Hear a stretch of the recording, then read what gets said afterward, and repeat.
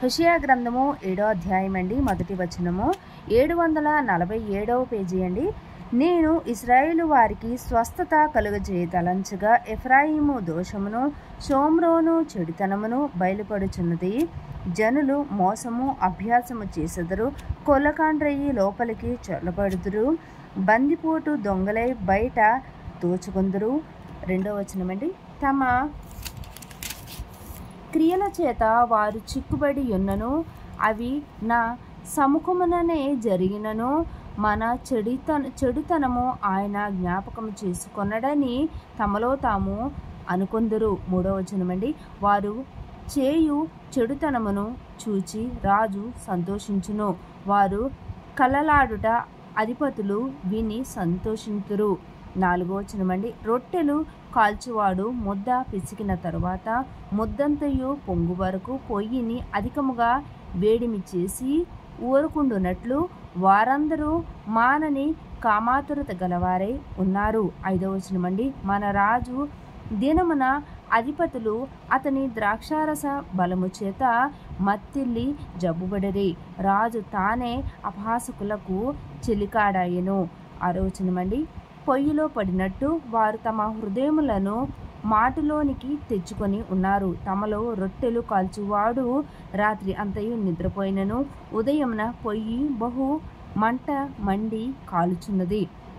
7వ వచనం అండి. పొయ్యి కాలునట్లు వారందరూ బహు మంట మండి తమ న్యాయాధిపతులను మృంగివేయుదురు, వారి రాజులందరూ కూలిరి, వారిలో నన్ను స్మరించుకునేవాడొకడును లేడు.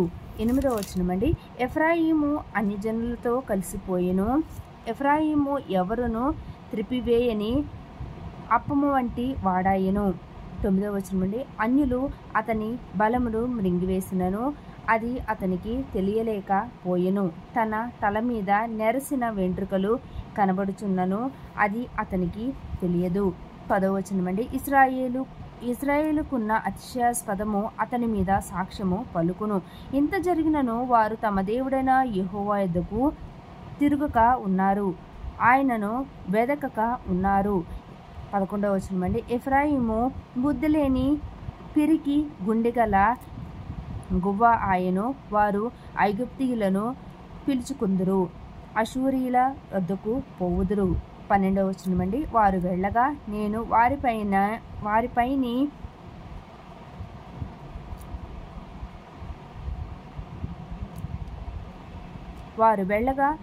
వారిపైని నా వల వేయుదురు, ఆకాశ పక్షులను ఒకడు కొట్టినట్టు వారిని పడగొట్టుదురు, వారి సమాజమునకు నేను ప్రకటించిన ప్రకారము నేను వారిని శిక్షింతును.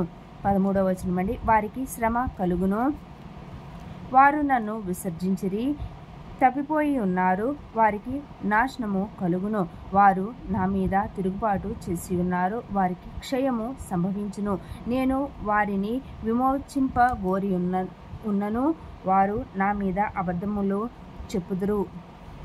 14వ వచనం అండి. హృదయపూర్వకముగా నన్ను బతిమాలు కొనక శయ్యల మీద పరుండి కేకలు వేయుదురు, నన్ను విసర్జించి ధాన్య మద్యములు కావలెనని వారు గుంపులు కూడుదురు. 15వ వచనం అండి. నేను వారికి బుద్ధి నేర్పి వారిని బలపరిచినను, వారు నా మీద దుర్యోచనలు చేయుదురు. 16వ వచనం అండి. వారు తిరుగుదురు కానీ సర్వోన్నతుడైన వారి యొద్దకు తిరుగుదురు, వారు అక్కరకు రాని క్షమించాలండి. 16వ వచనము. వారు తిరుగుదురు కానీ సర్వోన్నతుడైన వారి యొద్దకు తిరుగరు, వారు అక్కరకు రాని విల్లువలే ఉన్నారు, వారి అధిపతులు తాము పలికిన గర్వపు మాటలలో చిక్కుబడి కత్తి పాలగుదురు, ఇలాగున వారు ఐగుప్తు దేశములో అపహాస్యము నొందుదురు.